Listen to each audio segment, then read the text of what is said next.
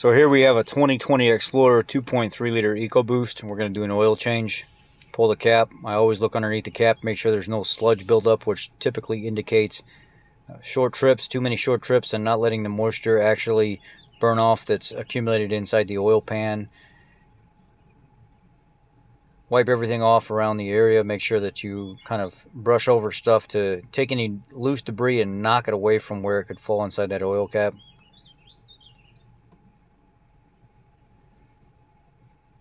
Pull the oil cap. This is where I actually check under it to make sure there's no buildup, and there's not. Normally this is where I'll recommend actually running the vehicle longer to kind of get all that moisture evaporated, whatever you will, burned up, a lot of people would say. Anyway, the moisture that accumulates inside. It's like a cold beer on a summer day. You take that cold beer outside and you put it on your hot porch, it accumulates moisture. Same way with your engine. So here we're going to actually take the vehicle, put it up in the air, and start the process of the oil change. Why I'm rambling on here, I have no idea. But there's too much noise in the shop, so I didn't want to leave the actual audio there.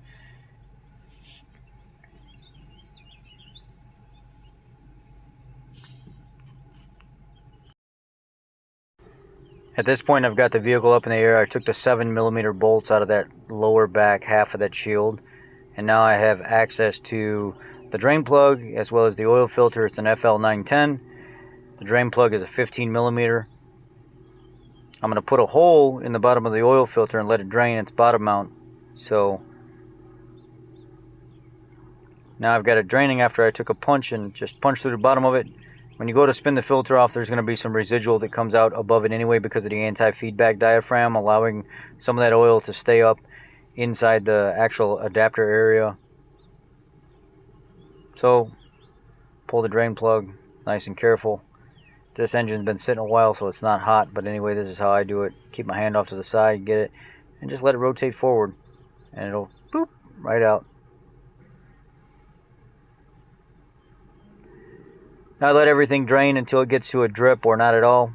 Go ahead and put my plug back in and 15mm torque it to 20 foot-pounds manufacturer spec.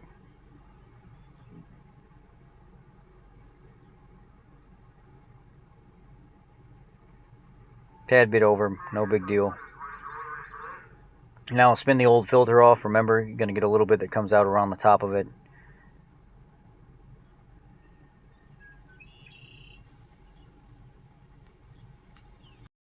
At this point, you can see I've got it broke loose. Some residual did come out of the motor that's above the oil filter because of the anti-feedback diaphragm.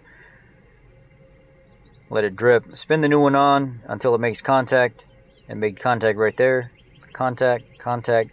See the little barcode on the bottom of the filter? The numbers. I'm going to turn it half to 3/4 turn and then stop. It's plenty tight enough. At this point, it's just before half or right at it, and then there's about 3/4 right there. So I'm good and tight. Won't go no more without actually trying to put a lot of effort into it. So we're done. Don't over tighten it because that's when you start running into problems. Clean everything off. Clean the cross member off. Anything that somebody before may have left, clean that off. And at this point, you can go ahead and put the lower cover and stuff back on and get ready to put oil in it.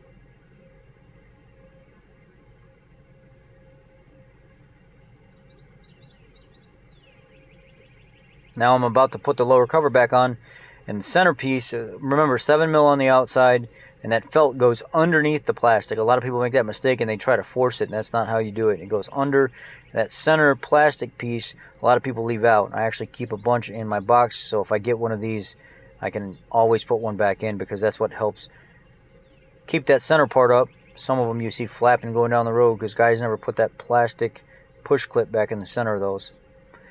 At this point, I'm done. I have 5.2 quarts of 5W30. You guys know I like to flood mode prime, so gas and brake, and then crank the engine over.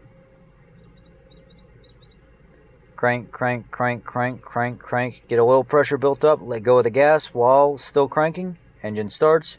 Oil pressure's built up. Oil filter primed. Let it run for a couple seconds.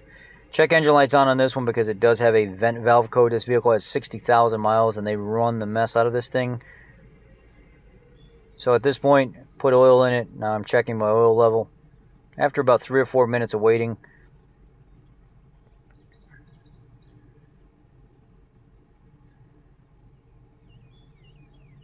oil level is full, but I'm going to recheck it one more time because I didn't really let it sit there for a long time. The oil level should come up just a little bit more. I want to verify, so that's what we're going to do. Put the dipstick back in, and now it came up even higher. We're good. Engine oil is full. Now I'm going to run it outside after I clean off the fingerprints from the vehicle. So I always want to make sure I don't leave fingerprints on a customer's vehicle. That's the #1 complaint we get is fingerprints and where's my oil sticker. So I try to make sure as a journeyman tech that I never make the mistakes that somebody else does. So this is just a last minute wipe down. Make sure there's no fingerprints anywhere where I've touched. I just got done washing my hands in the restroom before I started this process just to make sure I didn't get any more on there. Now I'm going to run the vehicle back outside, wash it for Mr. Customer. I hope you guys enjoyed watching this. Have a great, safe weekend, and y'all be blessed. Thank you. More to come.